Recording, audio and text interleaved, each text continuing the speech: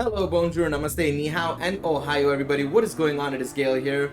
Welcome to the YouTube channel once again for another Danmachi video, and today we have a lot of things to cover for the light novel side of things. Yes, you heard that right. After a couple of weeks of just anime only stuff and then along with some Danko related content, we are here with some light novel content, and of course that includes our first look at the covers for volume 20 of the main series and also volume 15 of Oratoria. If you guys weren't aware, Oratoria and of course the main series will be releasing their light novels in December and January. December being the main series and January being the release of Oratoria volume 15. So we're going to be getting these light novels consecutively. Now I'm very excited about that. We have already gotten the synopsises for them, but today was our first look at the covers for them, and along with that, Amori has decided to drop some more information regarding the two stories, a little bit of a hint towards what to expect from the light novel. So I'm very curious to see exactly what you guys think in the comment section down below, but I'm also going to be speculating and theorizing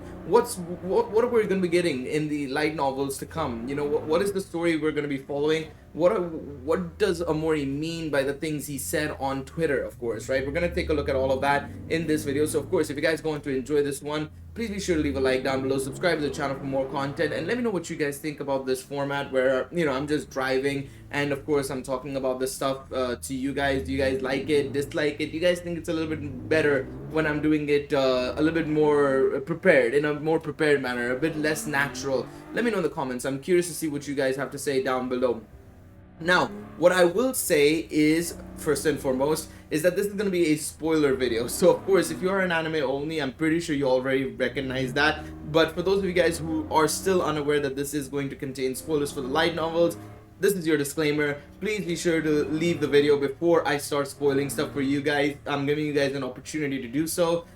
This will be also a PSA to those of you guys who haven't been caught up with the light novels as well, because this will contain spoilers from volume 19 as well, and actually also volume 18 as well if you haven't read that as well. So obviously giving you guys an opportunity to click off the video. I'll give you guys 3 seconds. 3, 2, 1.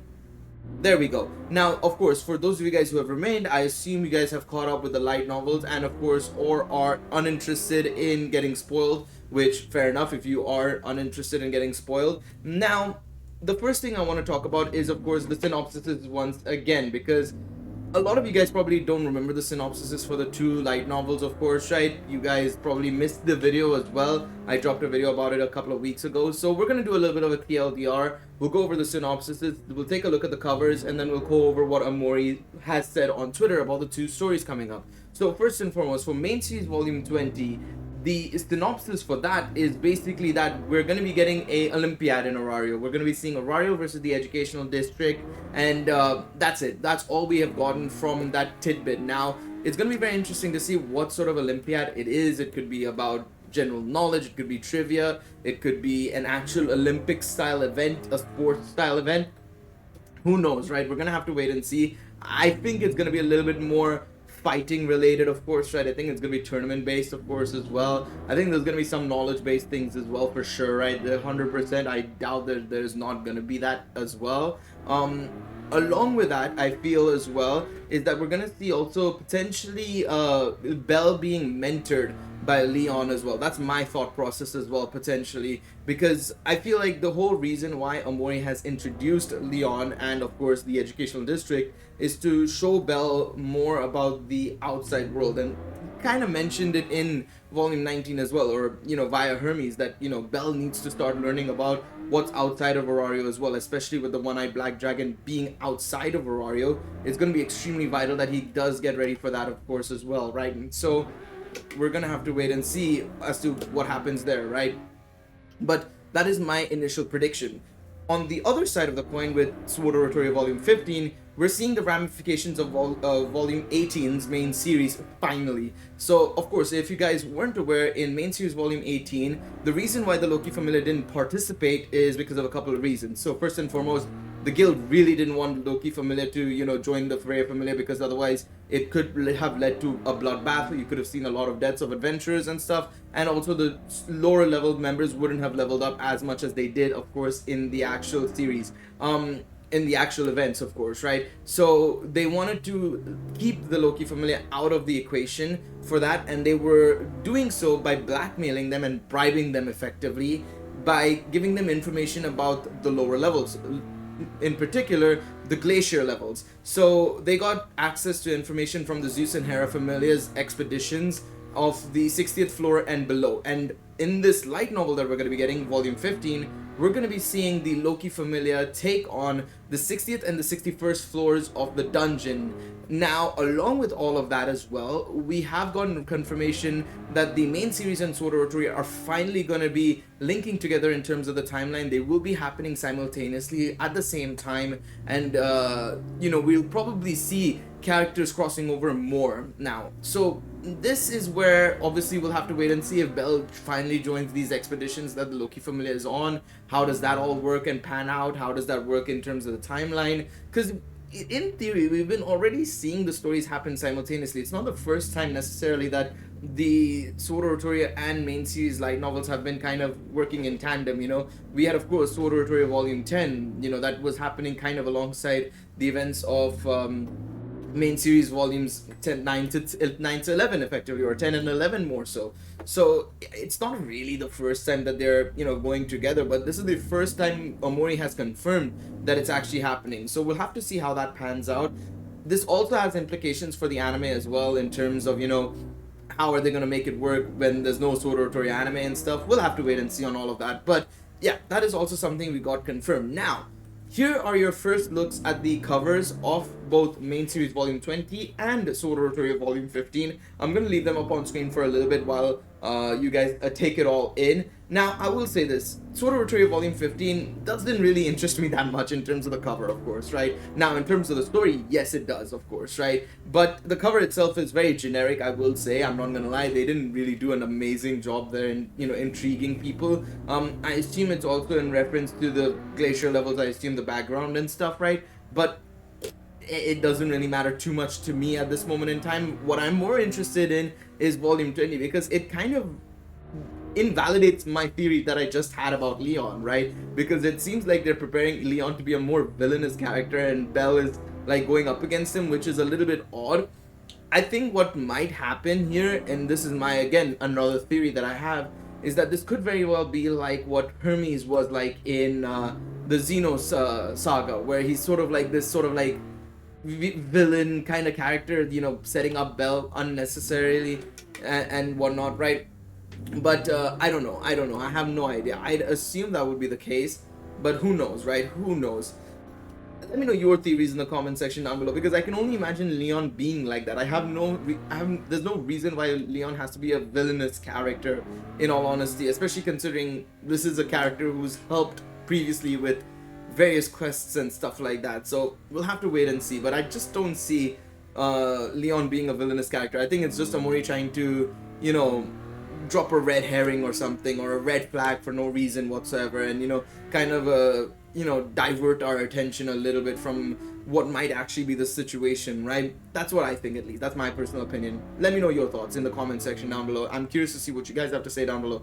But I'm not gonna lie, I really like main series, the main series' cover. It seems like Bell's already getting into the thick of it again, which, I mean, this guy cannot take a break. Every month there is something or another happening, It's crazy. I think the only time he had some form of respite was probably the couple of weeks. No, actually not even that, because Sword Oratoria 12's events happened during that period. I was gonna say in between season 4 and 5 there was a couple of weeks that he got, but even then he was participating in the events of Sword Oratoria 12, so technically no. So this guy's got no respite or rest at all in those couple of weeks, which is hilarious to me, to be quite honest. Now, what I will say, however, is the words by Omori Sensei on Twitter. The tweet he put out regarding both light novels intrigued me a little bit. Again, Sword Oratoria is less so, because I want to wait and see exactly what that means. It's a bit weird what he said about it. To be honest, it could be also just a mistranslation. Y'all can let me know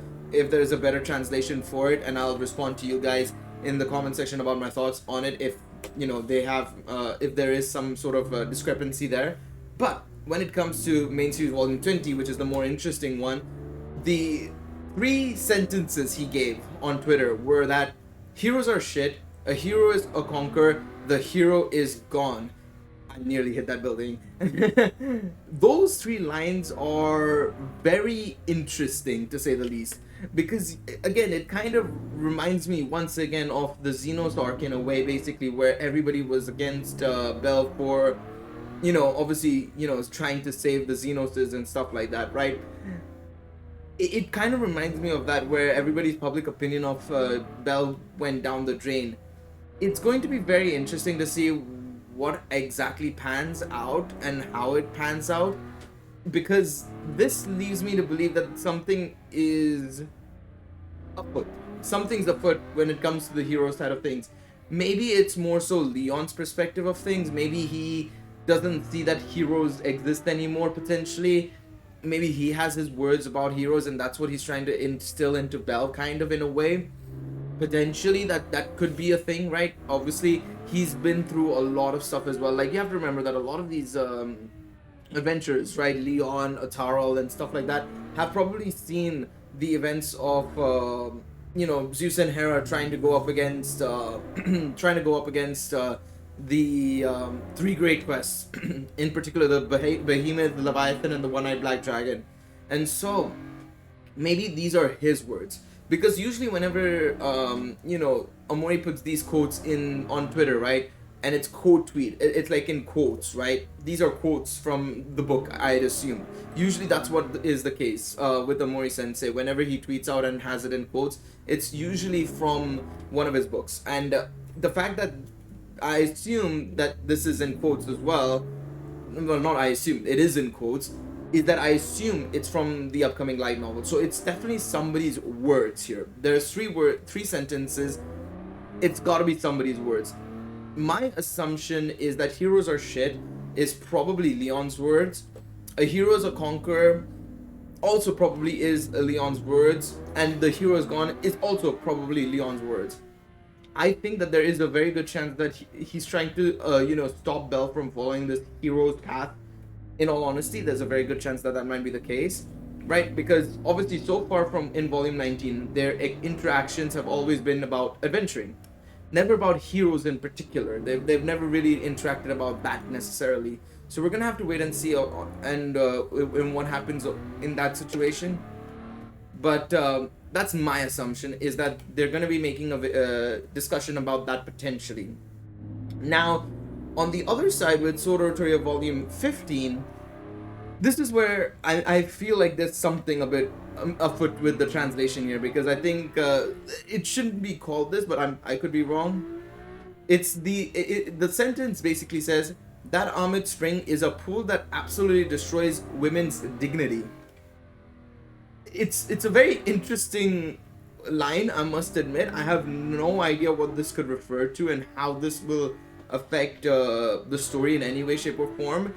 There is seemingly a pool of, or a body of water in the lower levels that potentially might affect the women of the Loki family. Now, we'll have to see what that effect means necessarily in terms of the dignity side of things. I have no idea. We'll have to just wait and see. But no, it's gonna be very interesting as well. That is gonna be very interesting as well.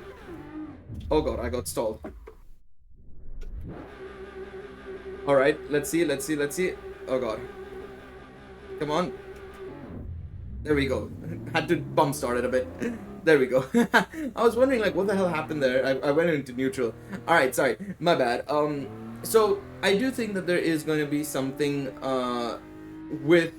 it's got to be something with Eyes potentially, right? Especially considering we know that Eyes is still trying to figure out, what exactly happened all those years ago, and so is everybody else, I'd assume, in the Loki family, right? Especially with how she was encompassed in the dungeon, how was she there for so long, her past, everything. This is what we're going to be getting into, I think, now. And we know that the Eyes arc is coming up next, so I wouldn't be surprised if this Sword Oratoria light novel not only just kickstarts, of course, the Fee arc that we're supposed to be getting. Omori did say that was going to happen as well, right? We know that we were going to be getting that. But another thing he said was that we're going to be getting the Eyes arc soon. So I wonder if we're going to be kickstarting, and doing two birds with one stone here.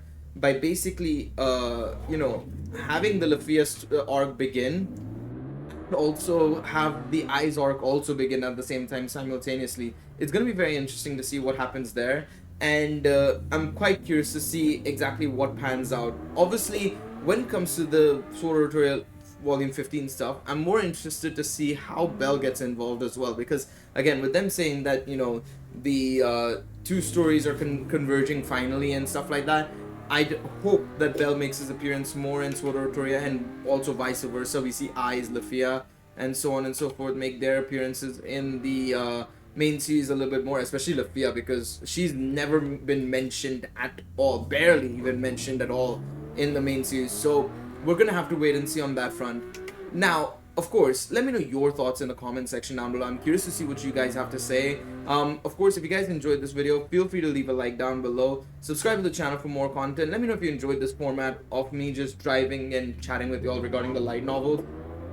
Of course, let me know your thoughts on the covers as well. Do you guys like the covers? Which cover do you prefer, main series or Oratoria? Personally, I just find Oratoria is a little bit generic, like I said earlier on. I just feel like it's very similar to what we've already had before. It looks cool, don't get me wrong, but I think it's just too similar to what we've seen beforehand as well. So that's just my thoughts. Let me know what you guys think in the comment section down below. Thank you guys so much for watching this video.